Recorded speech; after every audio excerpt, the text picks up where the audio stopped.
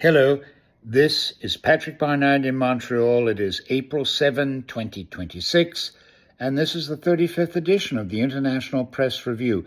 Today began with an absolutely extraordinary posting by Donald Trump, the President of the United States. It began with a statement about Iran. Quote, "A whole civilization will die tonight, never to be brought back again. I don't want that to happen, but it probably will," close quote. Now, that statement had enormous consequences. It was genocidal in its meaning. And then by the end of this day, there was an apparent ceasefire of 2 weeks with Iran, the exact opposite of what Mr. Trump was saying in the beginning of the day. So we're going to try and break down all of this. There was a sense of enormous shock and outrage. The Mideast correspondent of the magazine The Economist, Greg Kohlstrom, said it was a shocking and harrowing thing to say. Just on the face of it, such an invocation of mass destruction violated the laws of war, the Geneva Conventions, the prohibition of genocide, namely the targeting of a specific group of people.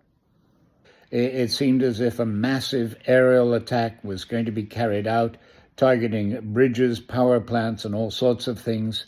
There was talk of the stress on target officers who would have to ask themselves the question whether they had, in law, the legal obligation to, in fact, disobey some of the orders that they were given. And there were also rumors of people in the Central Command of the United States Armed Forces who were refusing certain targeting orders. Perhaps we'll find out about this at some later date, because then the whole situation changed. Donald Trump tweeted that mediators, Pakistani mediators, had drawn up an agreement with Iran. The United States and Iran would stop hostilities for a period of 2 weeks, according to the president in a tweet. And he said this, quote, "We received a 10-point proposal from Iran and believe it is a workable basis on which to negotiate." The whole story had completely changed. A 10-point plan from Iran, a workable basis on which to negotiate. These are the very words of Donald Trump. And indeed, this past Easter Sunday, when Donald Trump dropped the F word, and then when he talked about eliminating a civilization, that reflected the immense frustration and anger that Donald Trump felt about the trap that he had in fact made for himself. There, after 5 weeks, Iran was in charge of the Strait of Hormuz.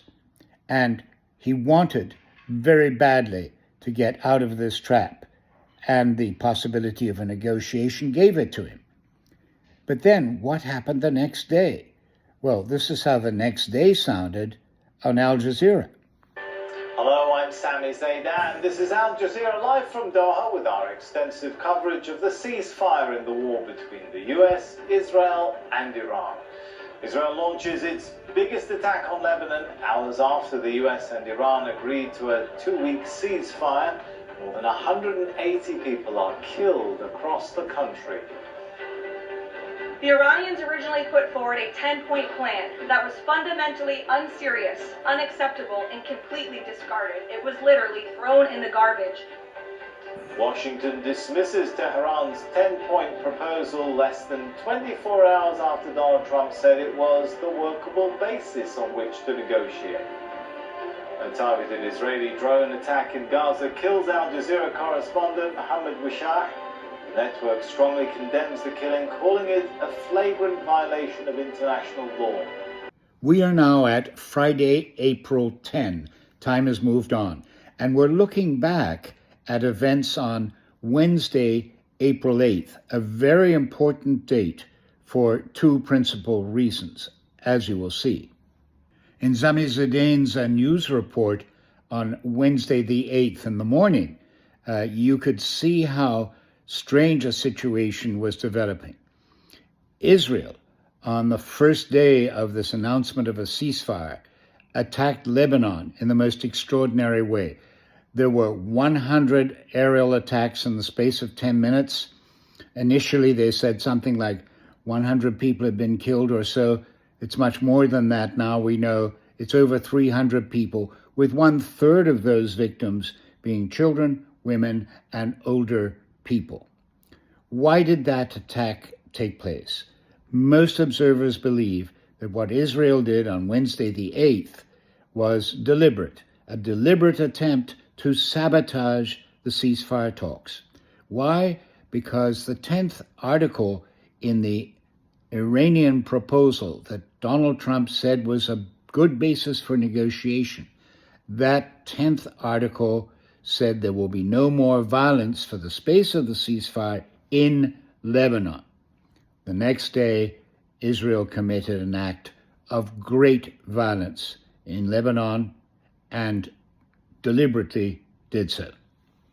You can see in that news report by Al Jazeera on Wednesday, April 8th, that Caroline Levitt said that the 10-point plan submitted by the Iranians to the Americans was garbage, and yet it was that 10-point plan that Donald Trump said was a basis for negotiation between the Americans and the Iranians just a few hours before, really.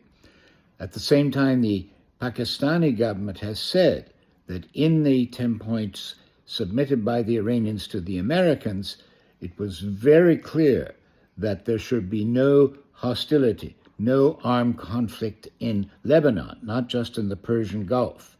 And it was that element of the agreement for negotiation that was obviously violated by the Israelis. Another very important event happened on Wednesday, April 8th, and it was a news story. It's not often that a news story changes history, but this is an amazing front page story in the New York Times. I'm holding it in my hand, how Trump took the U.S. to war with Iran. And you see there on the left, Benjamin Netanyahu, on the right, Donald Trump, they're arm and arm, as it were. And the story is all about how Benjamin Netanyahu came into the Situation Room in the White House in Washington and sold the Trump cabinet and Donald Trump himself on the idea of going to war with Iran. The story in the New York Times just wasn't on the front page. It occupied a huge spread inside the paper. It was written by Jonathan Swan and a tremendous reporter, Maggie Haberman. The story gave a terrific picture to the reader of what happened in the Situation Room at the White House. It's an almost secret place at the beginning of February.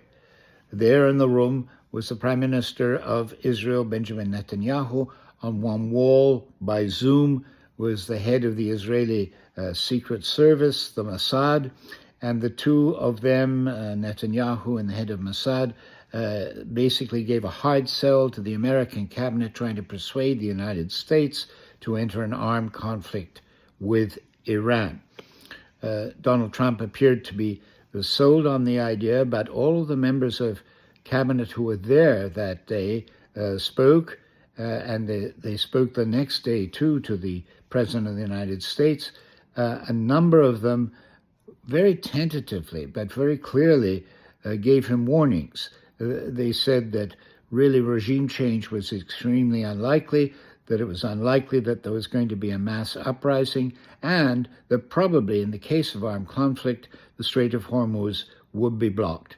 Nonetheless, Donald Trump didn't pay attention to those warnings, however tentatively they were articulated, and he decided to go ahead and enter an armed conflict with Iran.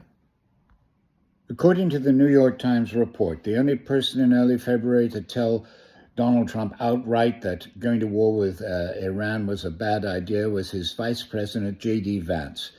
Vance is quoted in the story as saying, I think this is a bad idea, but if you want to do it, I will support you.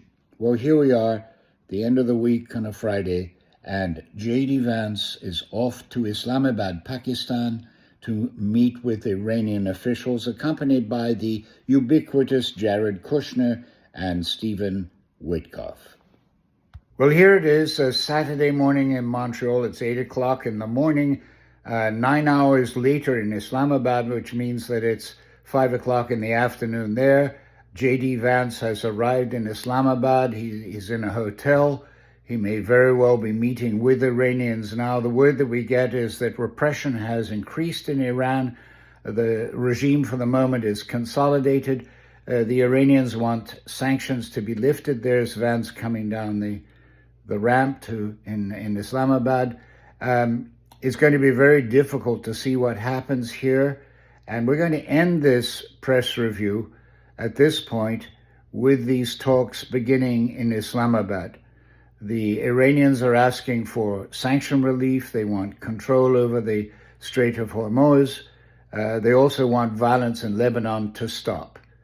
These are very difficult talking points with the Americans. So this is the press review for the moment, to be continued.